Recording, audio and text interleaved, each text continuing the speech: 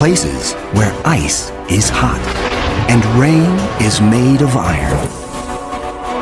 They are uncharted, unearthly, and unpredictable. And somewhere, hidden among these strange new worlds, scientists seek the greatest discoveries of all. Planets like ours, alien Earths. 35 seconds. Storage tank press closed. March 6, 2009. 22 seconds. Later, GN2 pressure go. This Delta II rocket is going through its final pre-flight check. 71.3. Drop 1. Engine start, 1, 0, and liftoff. It is the start of an extraordinarily ambitious mission.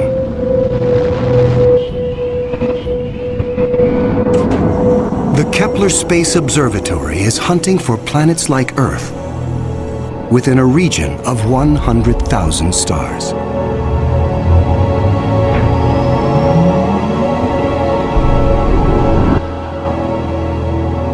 It is the culmination of a journey that began more than a decade ago with one of the most profound scientific discoveries ever made.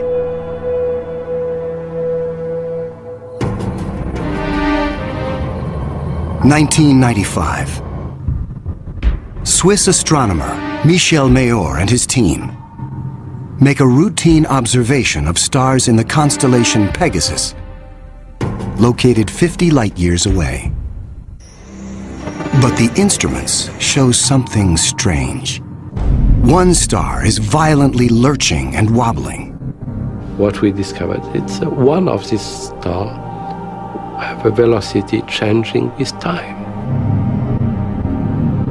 What is powerful enough to disturb a star the size of our sun?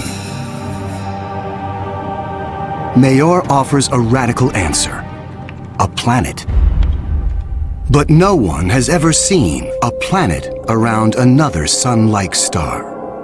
Problem in detecting planets around other stars is that as a planet orbits a nearby star, that planet gets lost because of its feeble light in the glare of the very bright star.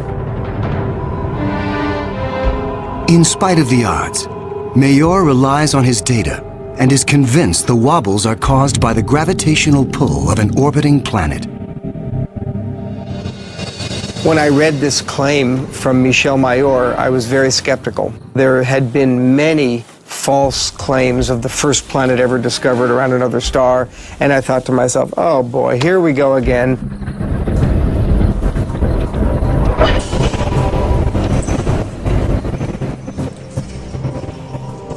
So I decided to observe the star on 4 consecutive nights. And stunningly, the star was shown to wobble exactly as Michel Mayor had said. Michel Mayor and his teammate Didier Queloz announced their discovery. It rocks the scientific community. They had found for the first time reproducible, confirmable evidence of the existence of a planet around a sun-like star.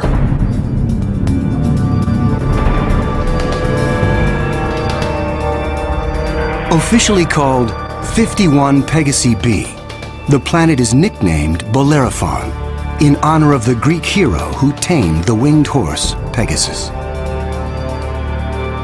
It is a planet that breaks all the rules. Bellerophon roasts in the blazing starlight at temperatures of roughly 1800 degrees Fahrenheit.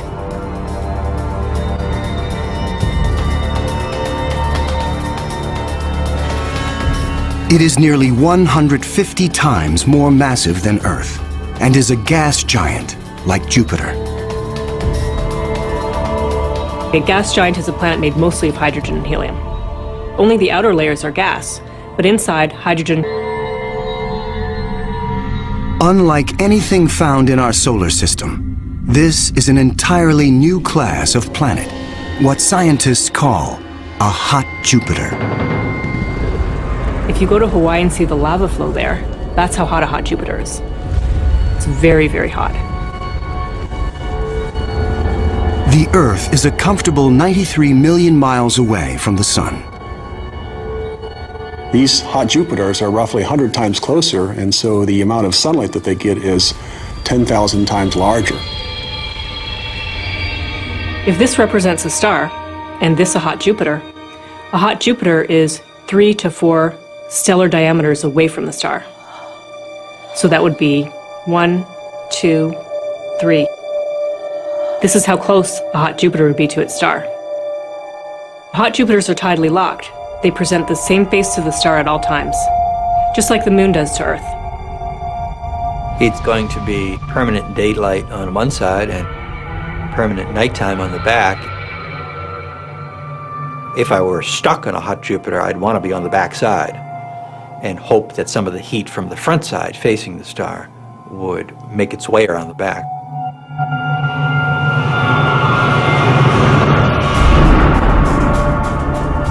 The variations in temperature make Bellerophon's atmosphere extremely windy. The wind howls at thousands of miles per hour, far beyond anything we could ever withstand. The heat blast guarantees water vapor cannot exist. But that doesn't mean there is no rain. It's far too hot for water liquid clouds to form here. But instead, these clouds would be made out of iron. Iron vapor can exist at temperatures much higher than water. And because of that, things could get a little messy.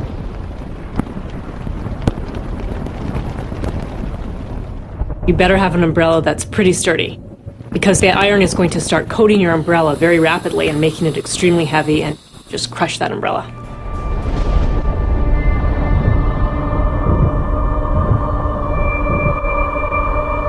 The sky overhead is filled with dancing curtains of color. Charged particles from the nearby star make auroras far more extreme than the northern lights on Earth. There is something even more unique about this newly discovered world. Bellerophon orbits its sun in a blistering 4.2 days. No self-respecting planet goes around a star in 4.2 days. None of the planets in our solar system take such a short amount of time. For scientists, the tiny orbit challenges long-held notions of how planets form.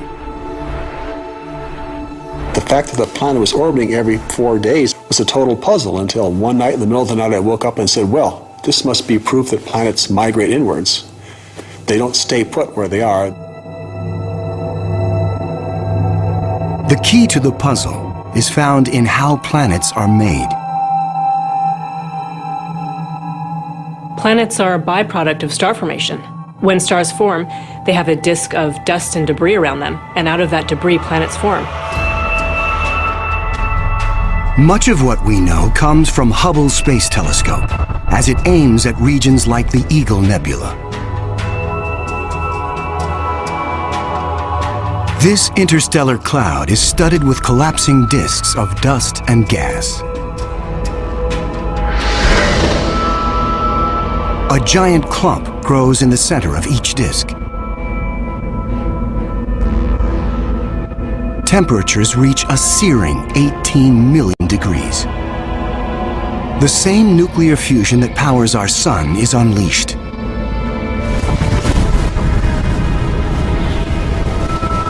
The star is born. Radiation from the star generates a stellar wind that sweeps away leftover dust and debris. Some of the dust survives and remains in orbit around the newborn star. Over millions of years, the dust sticks together, forming knots that grow into asteroids, and the asteroids grow into planets.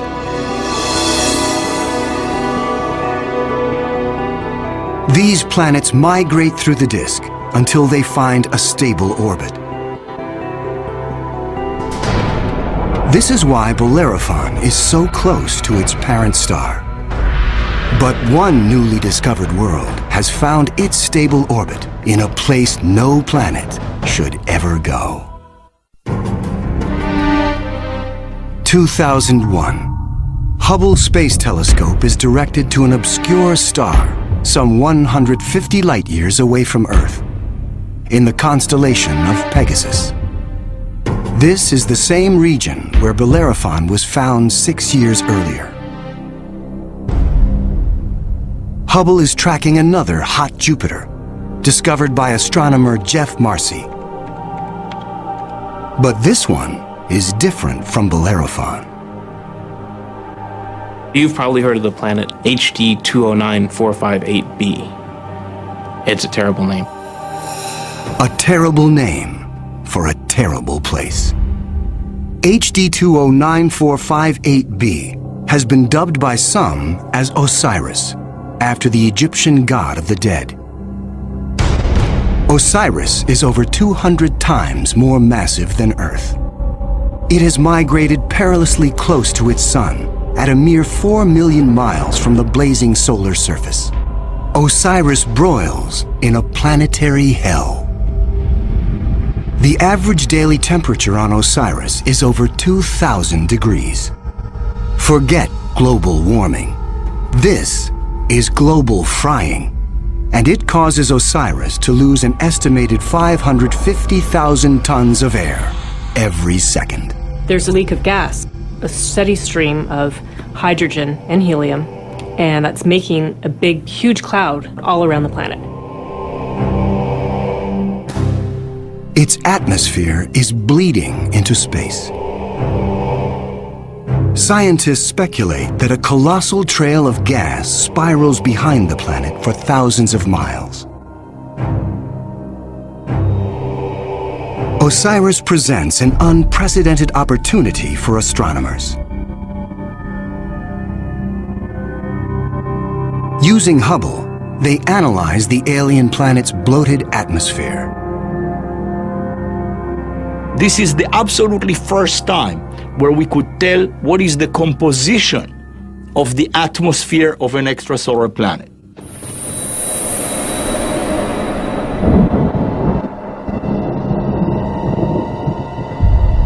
Surprisingly, Hubble detects many of the basic chemicals needed for life. Sodium, carbon, hydrogen, and oxygen. But Osiris is far too hot for life as we know it. There may be other forms of life, however, that thrive on higher temperatures. But there's no solid surface as we know it on a hot Jupiter. So this life would have to be just tiny little microbes floating around on aerosols. And on our own Earth, we have life that floats around in our atmosphere. But that life didn't start there. So life almost certainly would not exist on hot Jupiters. Astronomers have discovered many hot Jupiters since Bellerophon was found in 1995. But conditions on these worlds rule them out as places where the drama of life can unfold.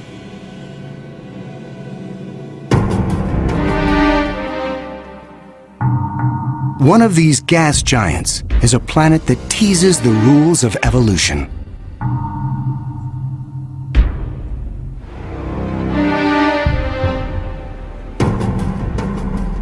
Astronomer Geoff Marcy discovers something shocking about a planet orbiting a star called 16 Cygnus b, located some 70 light-years away in the constellation of Cygnus, the Swan. The planet was clearly in an elongated orbit, bringing the planet close to and then far from the host star.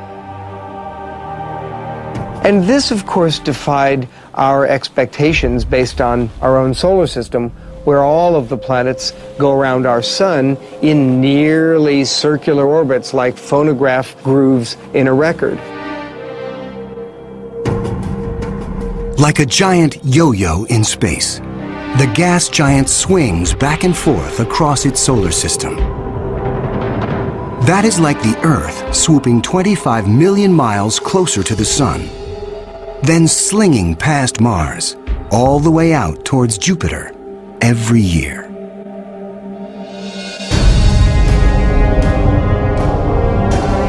And like all of the gas giants in our solar system, this yo-yo planet might have an entourage of moons. Marcy speculates that one of these moons could be similar to Earth. And here's where the interesting story begins. Imagine a rocky moon with lakes, oceans, maybe streams and waterfalls on the surface. The moon orbiting its planet, the two of them orbiting the host star. Unlike the airless moon that circles the Earth, this moon is a world with extreme seasons. On Earth, the seasons are caused by the tilt of our planet. Here, they are caused by the elongated orbit. These poor planets that are in these elongated elliptical orbits suffer terrible changes in their climate throughout a year. As they make their closest approach, the yo-yo planet and its moon are blowtorched by the star. Summer begins. The atmosphere on the Earth-like moon is savaged with raging storms. Category 5 hurricanes on Earth are tiny eddies compared to the monster vortexes that form here.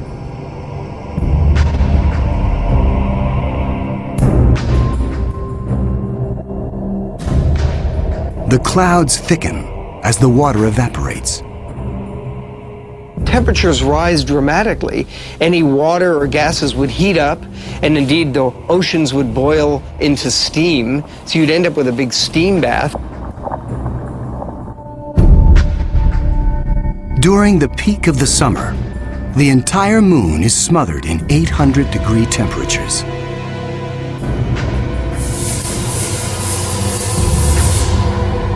This is the closest approach to the star.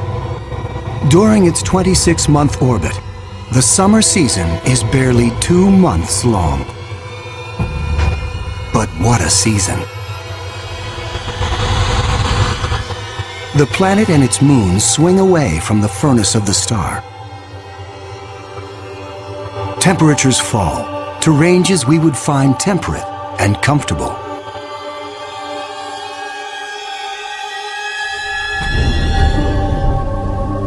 With the coming of fall, the rains return to the parched and roasted moon. Dry ocean basins are replenished, and the seas rise to form new shorelines. Tranquility prevails as the yo-yo planet and its moon slip into the deep freeze of winter. Now, over 200 million miles from the star, the daytime sky is dark.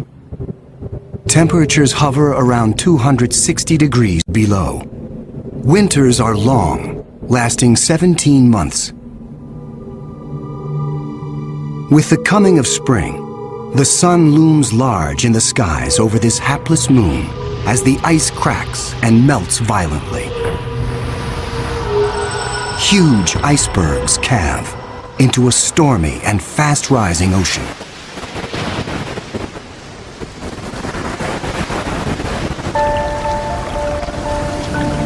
For 2 preciously short periods, during the spring thaw and the autumn rains, the climate on this Earth-like moon is balmy and comfortable. At a distance of 93 million miles from the star, roughly the same distance as Earth from the Sun, the elliptical orbit of this planet and its moon crosses an area around the star some scientists call the Goldilocks zone. The conditions here are just right for life. If you're too close to the star, then it's too hot. If you're too far away, then it's going to be too cold and everything's going to be icy. But then if you're right in the middle, it's just right. Every star has a Goldilocks zone. Where that zone is depends on the size and temperature of the star. In our solar system, Venus marks the inner boundary and Mars the outer boundary. Earth and its abundance of life is right in the middle. The Yo-Yo planet passes through the Goldilocks zone twice a year. For 3.5 months during the spring as it races inbound, and again in the fall for 3.5 months as it hurtles back into the colder reaches of space. Could life survive the conditions outside the Goldilocks zone? There could be life forms that are smart enough to hibernate, as do animals on the Earth during the winter season. If this sounds fantastic, I offer you the tidal zones on the Earth. On the tidal zones, life proliferates, of course, near the seashore, and they do so despite tides.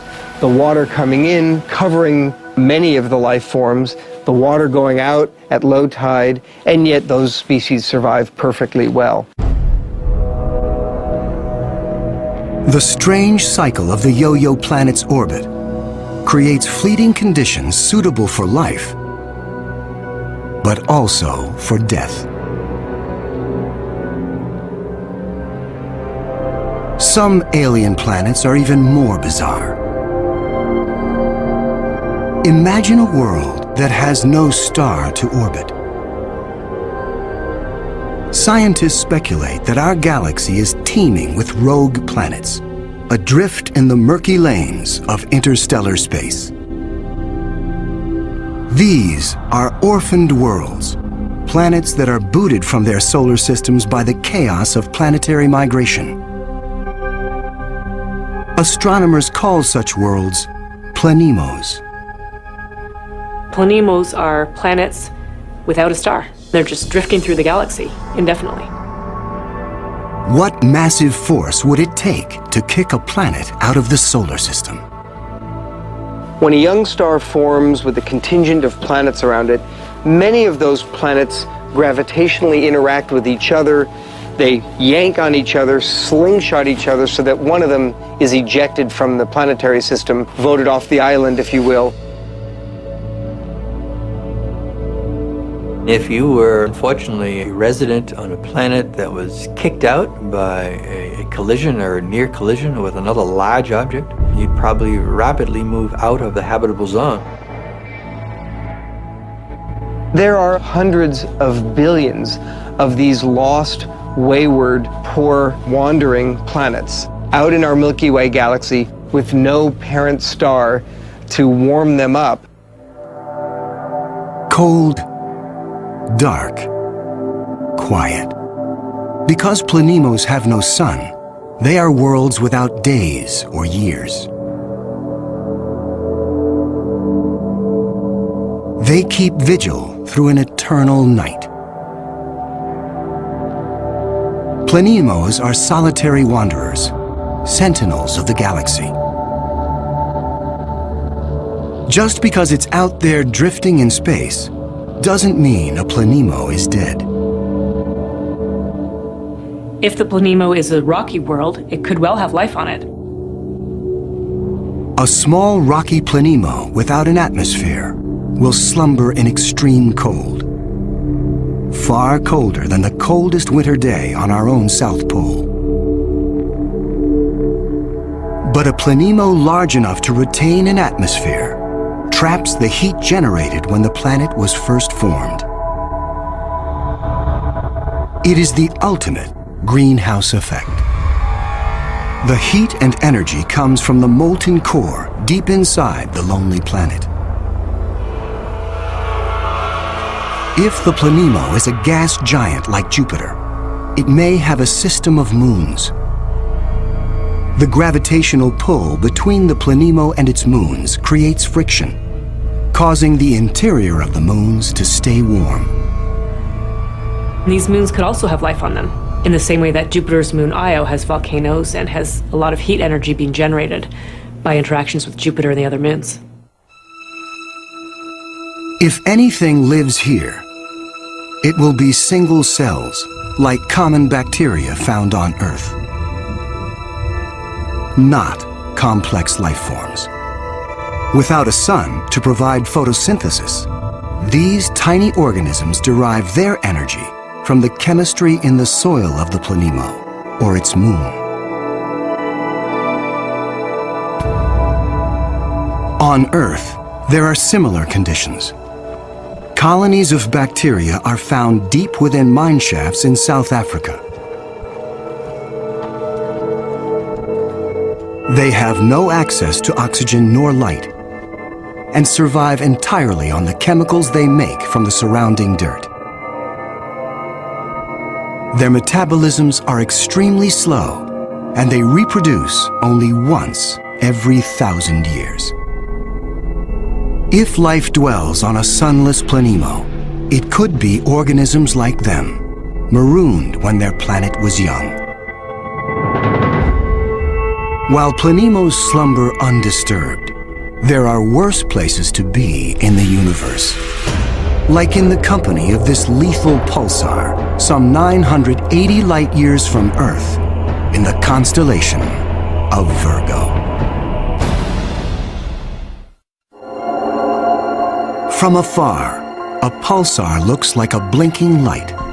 But up close, pulsars machine gun their surroundings with deadly radiation.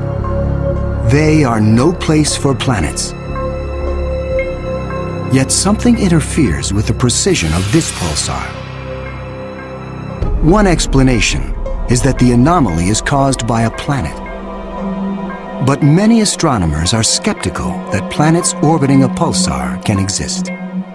The reason that's a problem is because pulsars are formed in these incredible explosions. When a red giant star explodes, a titanic fireball known as a supernova unleashes as much energy in 1 minute as our sun generates in its lifetime. When a star goes supernova, the shockwave is so immense it's hard to imagine any planet surviving that. When the cosmic dust clears, all that remains is the crushed core of the red giant, pulsing in the heart of an expanding debris field.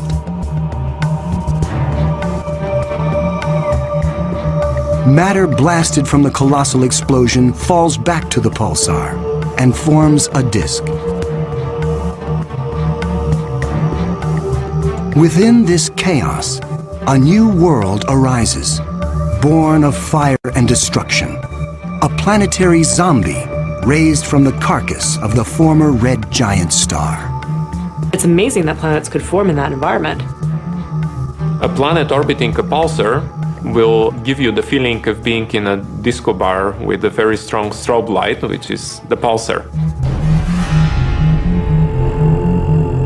Radiation from this stellar beast breaks down the organic molecules needed for life. The pulsar has these very strong magnetic fields that are being spun around as the star is rotating quickly, and it's picking up any material, electrons, protons, and speeding them up and slinging them out at high speed. So it's like a solar wind with a vengeance. I can't imagine that there would be much of an opportunity for even simple life, microbial life, to emerge and to flourish on a planet around a pulsar. Largely because if you were in the pulse, you'd be severely energized, and if you were not in the pulse, you would be completely devoid of energy. The discovery of pulsar planets shows how new worlds can form in the wake of a star's destruction. No matter where a planet arises, the process of its birth is fraught with danger. Sometimes, the violence is so great, the end of the world comes before the beginning. 2007. Astronomers using the giant Gemini North telescope make a strange discovery in the Pleiades cluster some 400 light-years from Earth. A star known only by its catalog number, HD 23514, is surrounded by a giant donut-shaped cloud of dust and gas. The star in the middle of the donut shape is about 100 million years old. A cosmic toddler in astronomical terms. Our sun is 45 times older. The conditions are perfect for planets to form. But spectral analysis finds something strange. The dust is utterly pulverized. Typically, a newborn star is surrounded by fledgling planets. Planets form around the young star in a protoplanetary disk of gas and dust. And then these planets go on their merry way orbiting the star, not realizing that they're in an orbit that's too close to another planet. Millions of years ago, two primordial planets orbiting HD 23514 are spinning toward doom.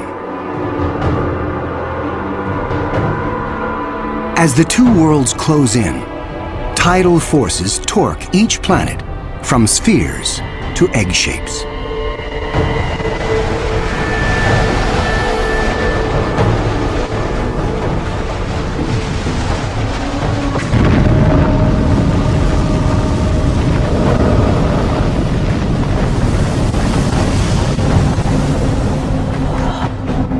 Nothing remains.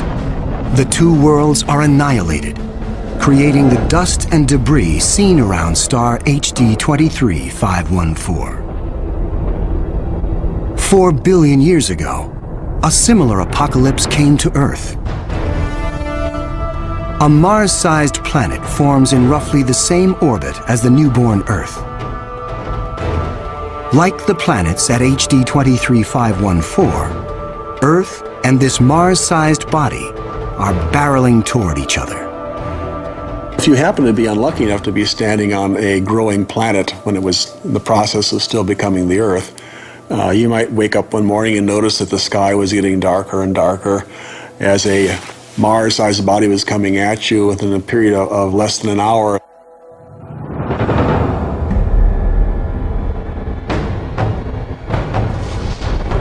And when it hits, the shock wave is felt all over the planet, scouring the surface of the Earth.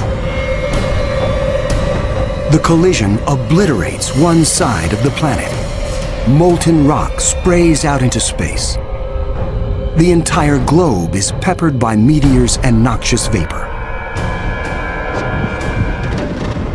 It would actually make hell look like a Bahamas vacation.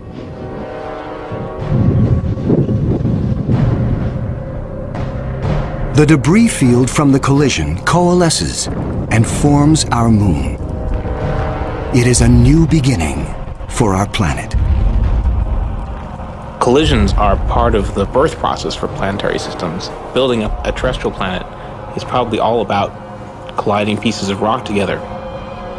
And all across the galaxy, colliding pieces of rock are forming terrestrial worlds that defy the imagination.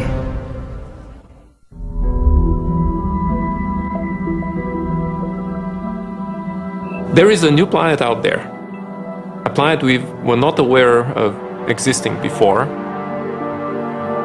It is not just one planet. It is a new type of planet. Earth on steroids. I like to call them super Earths. They're just like the Earth, except bigger, up to about 10 times the mass of the Earth. One family that the super Earths resemble just like our own Earth. Continents, oceans. Some of them may be very dry, like Mars. And then another family that we call water worlds or ocean planets that are completely covered with water. Welcome to Gliese 581c.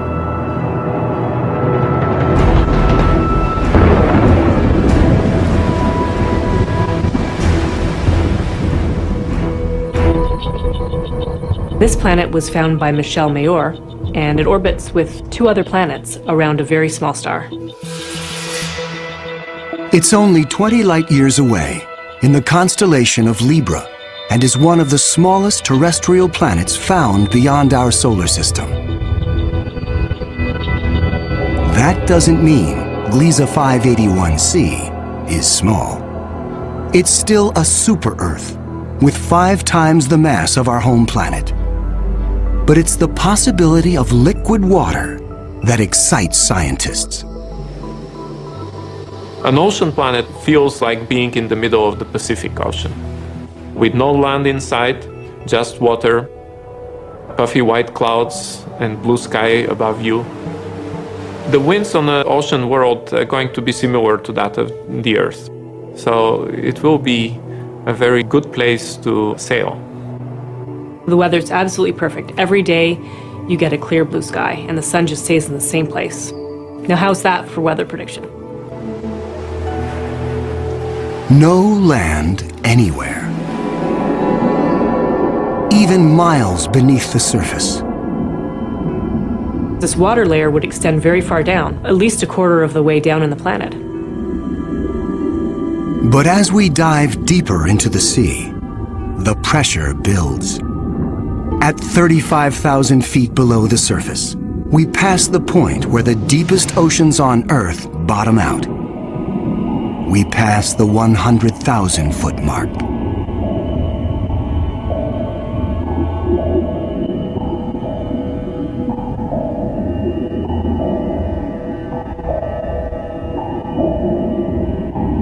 The pressure is so great, water itself begins to take on surprising new forms. At a depth of 10 times the greatest ocean depth on Earth, we reach the bottom. When you have a large amount of water, then at the bottom of an ocean, you will form very high pressure in excess of 1 million atmospheres. And that pressure will compress the liquid water, that is the ocean, into a state which we call ice 7.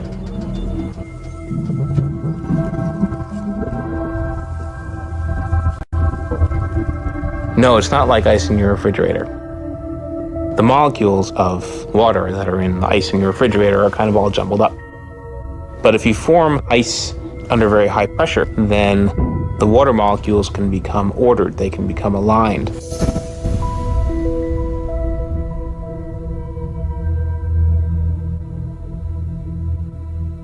I can show you a crystal that is a very good analog to ice 7. This is halite, also known commonly as rock salt. Ice 7 may exist within our own solar system. Europa, a moon of Jupiter, could possibly have a mantle of liquid water surrounded by a thick, icy crust. The pressure from the crust is so great that Ice 7 might exist deep within these uncharted seas. If we scale up and thaw out Europa, it could be a water world similar to Gliese 581c. One could imagine that life could emerge on a water world.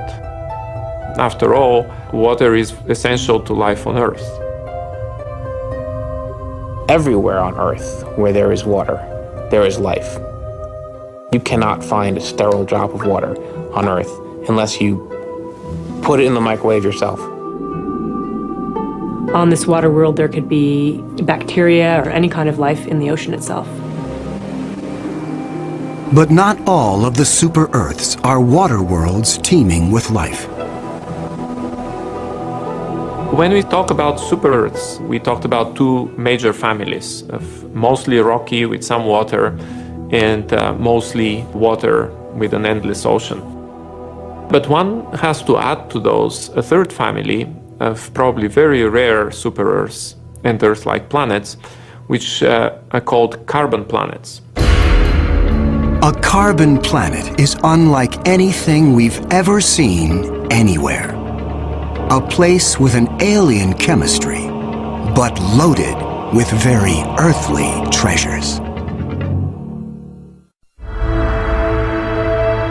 Throughout our galaxy, there are planets barren and poor and inhospitable.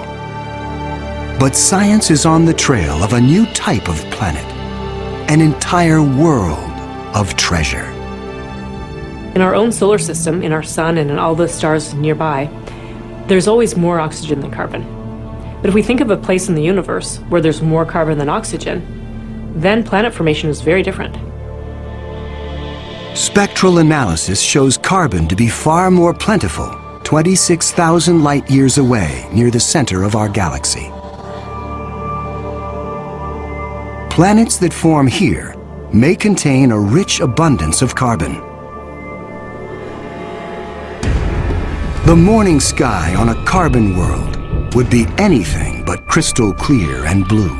I'm picturing a yellow haze with black clouds of soot. And as you descended farther down in the atmosphere, I could imagine lakes that were made out of compounds like methane or gasoline. I'm picturing these bubbling, foul-smelling pits of black ooze, like an oil well. With little or no water in the atmosphere, the air is made of carbon compounds. Methane, butane, pentane, benzene, all these different kinds of carbon compounds that separate out when you refine gasoline. One day it might be raining benzene. The next day it might be raining butane. Alien as carbon planets might seem, the air quality could be familiar to some. The air in a very benzene-rich planet will resemble that of LA. A lot of smog particles that unfortunately we are quite used to from the exhaust of cars. Despite the pollution, carbon planets could come with a sparkling upside.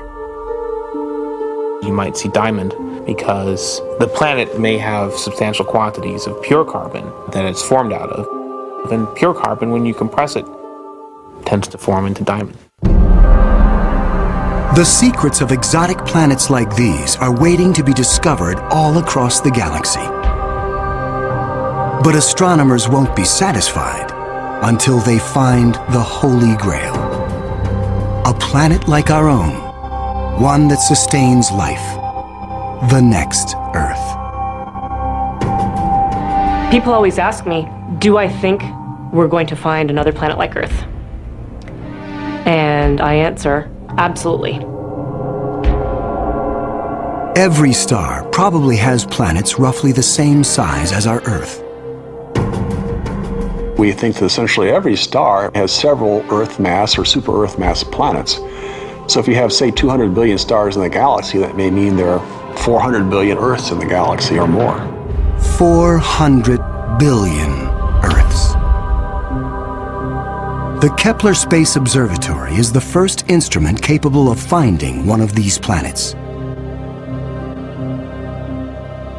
Kepler is looking at the constellation Cygnus in the night sky at 100,000 stars, taking picture after picture after picture, minute after minute.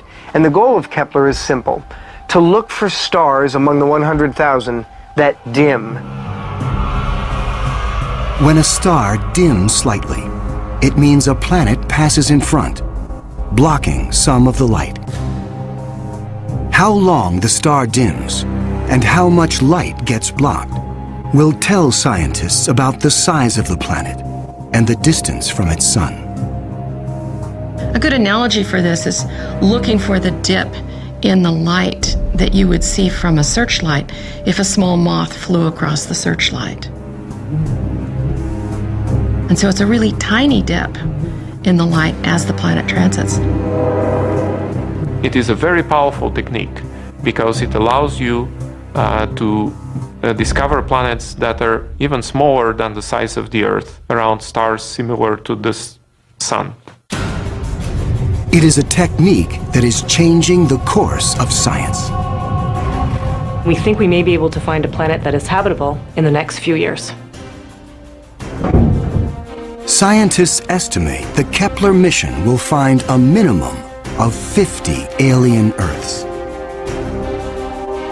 One of the big questions that anybody looking for life beyond the Earth is facing today is, what if we don't recognize life even though we discover it? Conditions on an alien Earth may cause life to evolve differently. My hope is that we'll see some sign that will make our hairs stand up on the back of our necks. Whatever that sign is, it will be the first chapter on the greatest scientific story ever told.